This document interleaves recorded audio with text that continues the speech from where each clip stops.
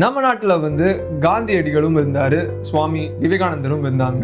இவங்க 2 பேருக்குமே இயேசு கிறிஸ்துவ ரொம்ப பிடிக்கும். அவருடைய பிரசங்கன்னா அவ்வளவு பிரியம். அதை பார்த்து தான் இவங்களே கத்துக்கிட்டேன்னு சொல்லுவாங்க. ஏன் காந்தியடிகள் சத்தியகத்தை இயேசு கிறிஸ்துவின் மலை பிரசங்கத்தின் மூலம் தான் நான் கத்துக்கிட்டேன் அப்படின்னு சொன்னாரு. ஆனா பாத்தீங்கன்னா 2 பேருமே இயேசு கிறிஸ்துவ மனிதராக தான் பார்த்தாங்க. அவங்க உயிரோட எழும்புறன்னு சொல்லிட்டு பிலீவ் பண்ணாங்க. அதே மாதிரி தான் பாருங்க, பிராங்க் மாரிசன் அப்படின்னு சொல்லிட்டு ஒருத்தர் இருக்கிறாரு. அவர் இங்கிலாந்து சார்ந்தவர். அவருக்கும் இதே மாதிரி ஒரு டவுட் வருது. அப்படிலாம் யாருமே உயிர் தெழும்ப முடியாது, அதை நான் ப்ரூவ் பண்ண போறேன் அப்படின்னு சொல்லிட்டு பெட்டியை கட்டிட்டு ஜெருசலேம் போறாரு. ஆனா கடைசியில என்னாச்சு வாங்க பார்க்கலாம். Voice of our Lord.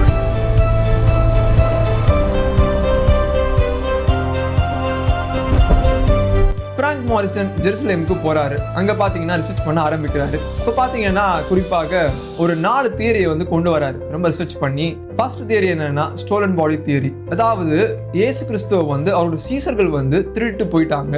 திருட்டு போயிட்டு அவங்க உயிரோடு எழுந்தாங்கன்னு சொல்லிட்டு நம்பப்படுது அப்படின்னு சொல்லிட்டு ஒரு தியரி கொண்டு வராரு. அதை எப்படி அவர் பொய்யாக்குறாருன்னா, கண்டிப்பா சீசர்கள் அப்படி பண்ண முடியாது. ஏன்னா சீசர்கள் பயந்துருந்தாங்க. ஏசப்பா சிலுவையில் அடைக்கும் போது ரொம்ப பயந்தாங்க. அவங்க அவங்க ரூமை விட்டே வெளியே வரல. ஸோ அப்படிப்பட்ட நிலையில இது கண்டிப்பா நடந்திருக்காது, இதுக்கு சாத்தியம் இல்லை அப்படின்னு சொல்லிட்டு எராடிகேட் பண்றாரு. அடுத்து பாத்தீங்கன்னா எம்டி டாம் தியரி, காலியான கல்லறை.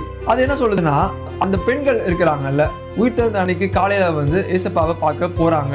அந்த பெண்கள் அவங்க தப்பான கல்லறைக்கு போயிட்டாங்க அப்படின்னு சொல்லிட்டு சொல்லுது. அரித்திமை ஊரான யோசேப்பு அவங்களோட கல்லறை தான் ஏசப்பா அடக்கம் பண்றாரு. அப்ப இந்த 2 பேருமே அவங்க கூட இருக்கிறாங்க அப்படின்னு சொல்லிட்டு நமக்கு மார்க்கும் லூக்காவும் சொல்லுது.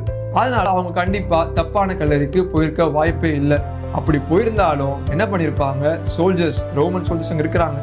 அவங்க உண்மையான கலரை பார்த்து அங்க ஏசப்பாவை காமிச்சு கொடுத்துருப்பாங்க. ஸோ இந்த தியரியும் எராடிகேட் பண்றாரு. அடுத்தது பாத்தீங்கன்னா மாய தோற்ற கோட்பாடு.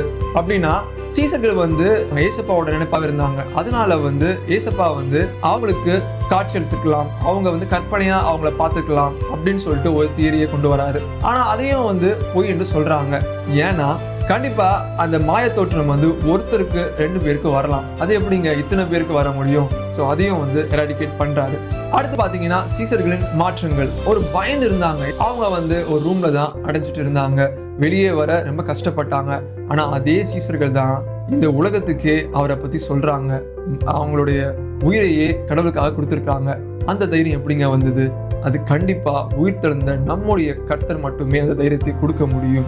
அதனால பிராங்க் மாரிசன் கடைசியில முடிவுக்கு வராரு, இயேசு கிறிஸ்து உண்மையாகவே உயிர் தெழுந்தார். Praise the Lord.